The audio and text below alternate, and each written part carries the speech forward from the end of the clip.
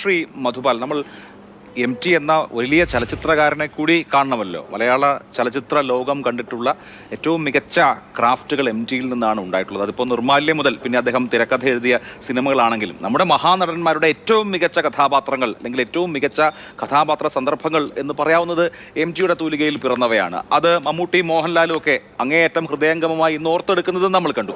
MTയിലെ സിനിമക്കാരനെ എങ്ങനെ കാണണം? ഒരു കാര്യമുള്ളതെന്ന് വെച്ച് കഴിഞ്ഞാൽ സിനിമ എന്ന മീഡിയത്തെ അറിഞ്ഞിട്ടുള്ളൊരു എഴുത്തുകാരനാണ്. ഞാൻ നേരത്തെ പറഞ്ഞത് തന്നെയാണത്. കാരണം ഒരു ദൃശ്യഭാഷയുണ്ട് എഴുത്തിനകത്ത്. അത് മനസ്സിലാക്കിക്കൊണ്ടാണ് ഇദ്ദേഹം കഥകൾ ചെയ്തിട്ടുള്ളത്. കാരണം സ്വന്തം കൃതികളെ പോലും സിനിമയിലേക്ക് ട്രാൻസ്ഫോം ചെയ്യപ്പെടുമ്പോൾ അതിനൊരു വ്യത്യസ്തമായ ഭാഷ കൊടുക്കാൻ അദ്ദേഹം ശ്രമിച്ചിട്ടുണ്ട് എന്നുള്ളതാണ് നമ്മൾ മനസ്സിലാക്കേണ്ട കാര്യം. രണ്ടാമത്തെ കാര്യം, സിനിമയിലുള്ള പ്രധാനപ്പെട്ട കാര്യം, സിനിമ സംഭാഷണത്തിലൂടെയും ദൃശ്യങ്ങളിലൂടെയും കടന്നു പോകുന്നതാണ്. നോവൽ പറയുമ്പോൾ നോവലിന് നമുക്ക് വേണമെങ്കിൽ കുറേ കൂടെ കാര്യങ്ങളൊക്കെ പരത്തിയൊക്കെ പറഞ്ഞു പോകാവുന്ന സമയം, പശ്ചാത്തലം, ഇതെല്ലാം ഡീറ്റെയിൽ ചെയ്തുകൊണ്ട് പോകാവുന്നതാണ്. സിനിമയ്ക്ക് ഒറ്റ ഫ്രെയിമിനകത്ത് ഇതെല്ലാം കൃത്യമായിട്ടുണ്ട്. പക്ഷേ ഈ ഫ്രെയിമിനകത്ത് എന്തു വേണം, എങ്ങനെയാണത് പറയേണ്ടത്, എങ്ങനെയാണ് ഈ ഭാഷ, ഈ സംഭാഷണം ഉപയോഗിക്കേണ്ടത്, അത് ഉപയോഗിക്കുമ്പോൾ ഉണ്ടാകുന്ന അവസ്ഥ എന്തെന്ന് തിരിച്ചറിഞ്ഞുകൊണ്ട് പ്രേക്ഷകനെ മുൻകൂട്ടി കണ്ടുകൊണ്ടുള്ള ഒരു എഴുത്തുണ്ടല്ലോ, അത് എഴുതിയിട്ടുള്ള ഒരു എഴുത്തുകാരനാണ് അക്ഷരാർത്ഥത്തിൽ ശ്രീ MT വാസുദേവൻ നായർ. കാരണം രണ്ടാമത്തെ കാര്യം വെച്ചാൽ ചെറിയ വാചകങ്ങളാണ്, ചെറിയ വാക്കുകൾ കൊണ്ടാണ്. ഇപ്പം ഞാനത് ഏറ്റവും എന്നെ എന്നും ഭ്രമിപ്പിച്ചിട്ടുള്ളൊരു സാധനമാണ് താഴ്വാരത്തിലുള്ളത്. അവനെന്നെ കൊല്ലാൻ ശ്രമിക്കും, ചാവാതിരിക്കാൻ ഞാനും എന്നാണ്. ചാവാതിരിക്കാൻ ഞാനും എന്നാണ് പറഞ്ഞിരിക്കുന്നത്, അല്ലാതെ അവൻ മരിക്കാതിരിക്കാൻ എന്നുള്ളത്. അത് എന്തുകൊണ്ട് വെച്ചാൽ ആ ബാലൻ എന്ന കഥാപാത്രത്തിൻ്റെ പശ്ചാത്തലമുണ്ട്. ബാലൻ എങ്ങനെയാണ് ജീവിക്കുന്നത്, ബാലനൊരു ഈ മലയറപ്പുകാരനാണ്, അങ്ങനത്തെ ഒക്കെ ജീവിതമുണ്ട്. സാധാരണ മട്ടിൽ ഏറ്റവും തന്നെ കൊല്ലിയും ചാവും ഒക്കെ ചെയ്യുന്ന തരത്തിലേക്കുള്ള വാക്കുകൾ പ്രയോഗിക്കുന്നു. ഒരു മനുഷ്യൻ ആ പശ്ചാത്തലം ഉപയോഗിച്ചുകൊണ്ട് അവ പറയുമ്പോൾ ഉണ്ടാകുന്നൊരവസ്ഥയുണ്ട്. അത് തിരിച്ചറിഞ്ഞുകൊണ്ടുള്ളൊരു എഴുത്തുണ്ട്. മാത്രമല്ല, താഴ്വാരം പോലൊരു സിനിമ മലയാളത്തിൽ അങ്ങനൊരു വൈൽഡ് വെസ്റ്റ് സിനിമകൾ ഉണ്ടായിട്ടില്ല എന്ന് കൂടി ആലോചിക്കണം. അങ്ങനൊരു സിനിമ ഉണ്ടാക്കാനുള്ള ശ്രമം നടത്തുകയും അത് അതിമനോഹരമായിട്ട് അത് പ്ലേസ് ചെയ്യാനും പറ്റിയാണ്. 4 കഥാപാത്രങ്ങളേ ഉള്ളൂ എന്നുകൊണ്ട് ആലോചിക്കണം. ആ 4 ക്യാരക്ടേഴ്സിനെ കൊണ്ട് എത്രത്തോളം പവർഫുള്ളായിട്ട് അതിനെ കൊണ്ടുപോകുന്നുണ്ട്. ഓരോ സെക്കൻഡിലും നമുക്ക് ഭയമുണ്ടാക്കുന്നുണ്ട്. ഓരോ സെക്കൻഡിലും നമ്മൾ അടുത്തത് എന്തെന്ന് അറിയാനുള്ള ഒരു ഉദ്വേഗത നമ്മുടെ ഉള്ളിൽ ഉണ്ടാക്കുന്നുണ്ട്.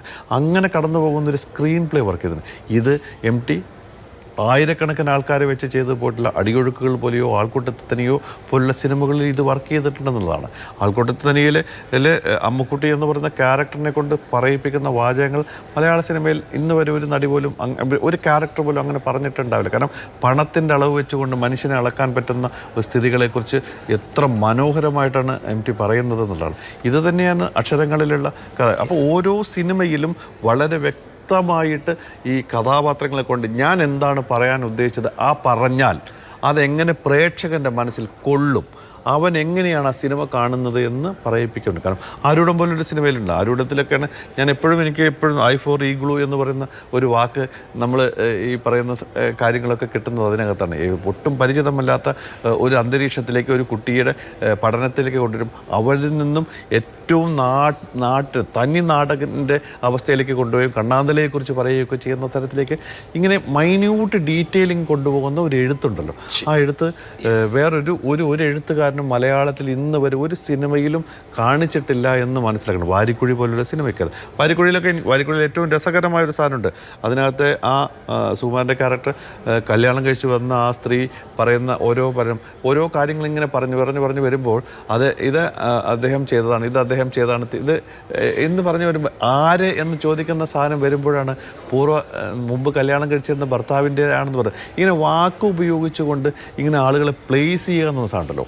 അത് MT എന്ന് പറയുന്നൊരു വ്യക്തിക്ക്, MT എന്ന് പറയുന്ന ഒരു എഴുത്തുകാരന്, MT എന്ന് പറയുന്ന അത്രമേൽ സാഹിത്യം വായിച്ചിട്ടുള്ള, ഞാൻ ഒരിക്കൽ സംസാരിച്ചിട്ടുണ്ട്, ഈ ഒരു ദിവസം എനിക്ക് 250 പേജ് വായിക്കാൻ കഴിയുമായിരുന്നു, ഇപ്പം 50 പേജ് വായിക്കാൻ കഴിയാൻ പറ്റുന്നുള്ളൂ എന്ന് പറയുന്ന തരത്തിലേക്കുള്ള അത്രമേൽ വായനയുള്ള ഒരു കാര്യങ്ങളെ കണ്ടെത്തി. സേവ് സാർ പറഞ്ഞ പോലെ ഒരുപാട് പേരെ കണ്ടെത്തി. അപ്പം രാജേശ്വരൻ പറഞ്ഞ പോലെ ഇൻവെന്റ് ചെയ്യപ്പെട്ടിട്ടില്ല. അത് പറ്റിയിട്ടുള്ള ഒരു എഴുത്തുകാരൻ മലയാള സാഹിത്യത്തിൽ വേറെ ഇല്ല. അതുകൊണ്ടാണ് M മുകുന്ദൻ പറഞ്ഞത് മലയാളത്തിൽ ആർക്കെങ്കിലും നൊബേൽ സമ്മാനം കൊടുക്കണമെങ്കിൽ അതിന് അർഹൻ MT വാസുദേവൻ നായർ മാത്രമാണ് എന്ന് നേരത്തെ M മുകുന്ദൻ പറയുന്നത് നമ്മൾ കേട്ടു.